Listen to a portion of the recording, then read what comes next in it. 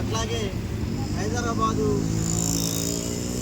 మహాధరణకు హాజరైనటువంటి రాష్ట్ర నలుమూలల నుంచి హాజరైనటువంటి ప్రజానీకానికి ముందుగా ధన్యవాదాలు. ఈరోజు భారతదేశంలో మధ్య భారత ప్రాంతంలో మతోన్మాద మోడీ అమిత్ షా ప్రభుత్వాలు ఈ బీజేపీ ప్రభుత్వం ఏదైతుందో ఆదివాసీల పైన దాడుల్ని అట్లాగే హత్యల్ని కొనసాగిస్తున్నటువంటి ఒక పరిస్థితి.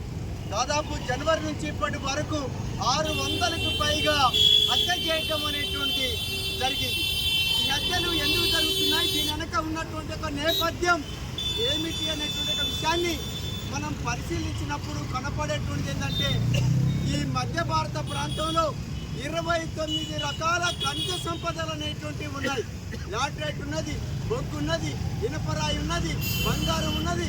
ఇట్లా ఈ సంపదలన్నింటినీ మొత్తం భారతదేశంలో ఉండేటువంటి బడా కంపెనీలు, కార్పొరేట్ కంపెనీలు, అదానీ అంబానీ కంపెనీలతో పాటు సామ్రాజ్యవాద కంపెనీలకి ఈ సంపదనంతా అప్పగించడానికి కోరుకున్నది.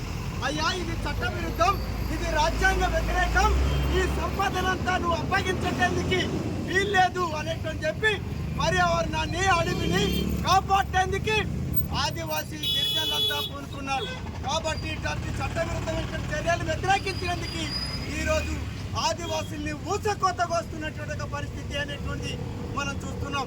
అలాగే ఇది తప్పనందుకు, దీన్ని వ్యతిరేకించినందుకు వాళ్ళకి అండగా నిలబడ్డటువంటి మావోయిస్టు నాయకుల్ని, కార్యకర్తల్ని, నాయకత్వాన్ని, వాళ్ళ కేంద్ర కమిటీ కార్యదర్శి అయినటువంటి నమ్మాల కేసీఆర్తో పాటు కేంద్ర కమిటీ సభ్యులందరినీ కూడా హత్య చేస్తూ వస్తున్నది ఈ కేంద్ర ప్రభుత్వం. హత్య చేయటమే కాదు, 2026 మార్చి కల్లా వీళ్ళని అంతమందిస్తానని చెప్పి రాజ్యాంగ వ్యతిరేకంగా కూడా ఈ ప్రభుత్వం అమిత్ షా మాట్లాడుతున్నాడు. దోపిడీ ఉన్నంత కాలం ఇక్కడ ఖచ్చితంగా పోరాటాలు కొనసాగుతాయి. ఇక్కడ ఆదివాసులకు అండగా ఈ మావోయిస్టులే కాదు, విప్లవకారులు నిలబడతారు. అడవిని, అడవి సంపదని కాపాడుకుంటాం, రక్షించుకుంటాం.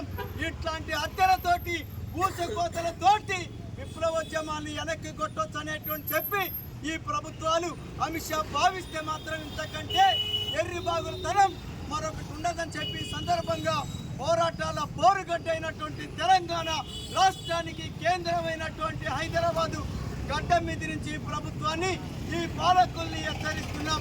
సిపిఎంఎల్ న్యూ డెమోక్రసీ పార్టీతో పాటు అనేక రాజకీయ పార్టీని కలుపుకొని శాంతి చర్చల కమిటీ ఆధ్వర్యంలో ఈరోజు ఇక్కడ మహాధరణని నిర్వహిస్తున్నాం.